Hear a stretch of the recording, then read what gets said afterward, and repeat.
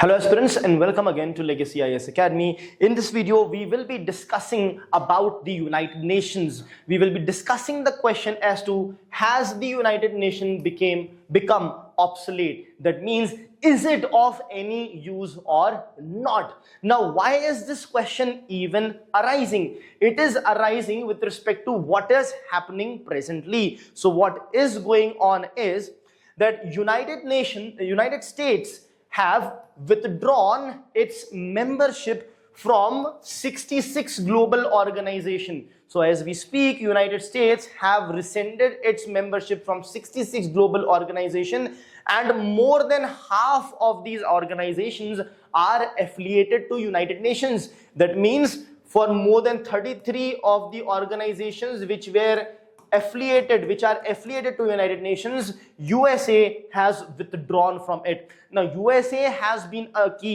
in fact is a key player of United Nations. It has a permanent membership in United Nations Security Council along with the veto power. Now if a country of the magnitude of USA is coming out of such organizations, then what is the importance or the relevance of the organization is what we have to understand. So this is what has happened, which brings us to a question whether the United Nations is obsolete now or not. So let us try to explore this argument. So first, let's understand the vision, the foundational vision of the United Nations.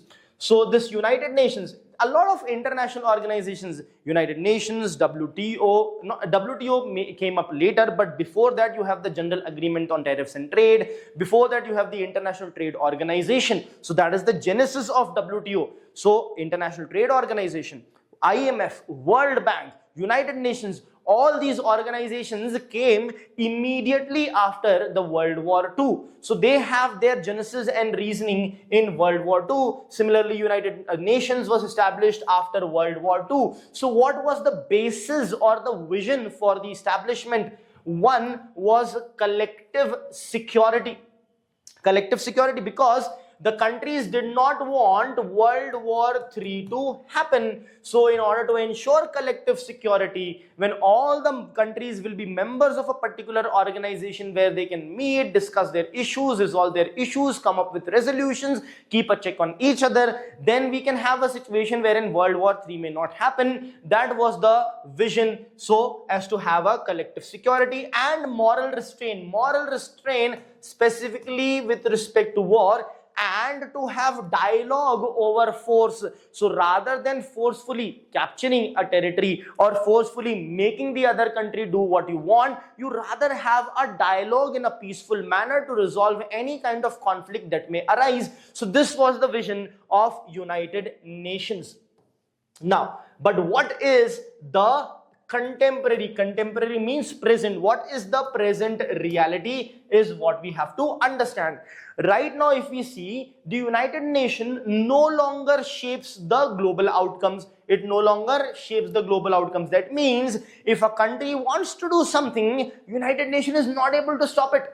United Nations was not able to stop the Ukraine-Russia war. United Nations was not able to stop the genocide that is being carried out across the world, the Israel-Palestine issue, the USA, the bombing by Iran on Israel, the bombing by USA on Iran, so on and so forth. Nothing, absolutely nothing the United Nations was able to stop. That means what? That means United Nations is not able to shape the global outcomes. It is out of its hand.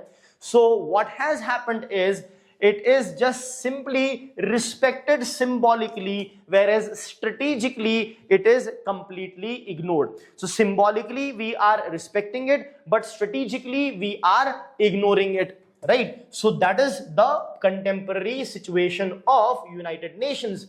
As a result of which, what has happened is the return of spheres of influence has come. Now, what is the concept of sphere of influence? So for example, a person over here, this is the sphere of their control in which they can control themselves, but to some extent they can control others as well, which will become the sphere of their influence, and everything else will be outside the sphere of influence.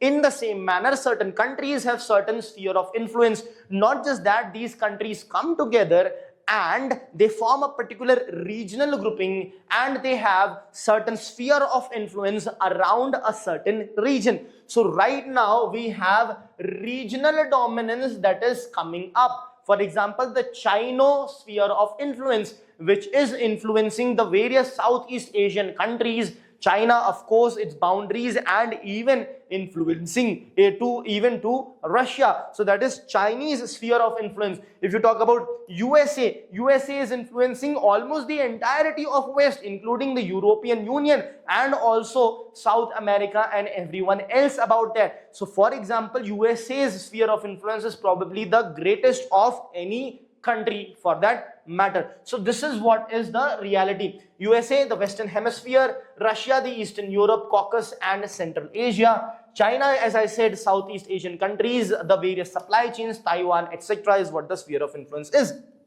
Also, there are structural limits on United Nations. Now, this United Nations basically represents the power dynamics of the 1940s, not the present power dynamics. After the World War II, there were certain victorious countries. So you had basically Russia, United States, England, China and France, which became the 5 permanent member of United Nations Security Council. But if you look at presently, do you think that India is any less with respect to economy, defense or anything than United Kingdom? Absolutely not. Any less than France? Absolutely not. In fact, with respect to economy, we are superior over here as well, and only these 2 countries are above us. So the present power dynamics is completely different, whereas this is representing the 1940s dynamics, and it gives these countries veto power. And this graph here shows how many times veto power has been used. Since 1946, 262 times veto power has been used. 119 by USSR or Russia, 82 times by United States, 29 times by United Kingdom, 16 by China and 16 by France. So they can veto out anything and everything they want to. So what is India's strategic dilemma over here? India has been historically committed to non-alignment, multilateralism and strategic autonomy. Non-alignment means not aligning with any of the camps of power in the world.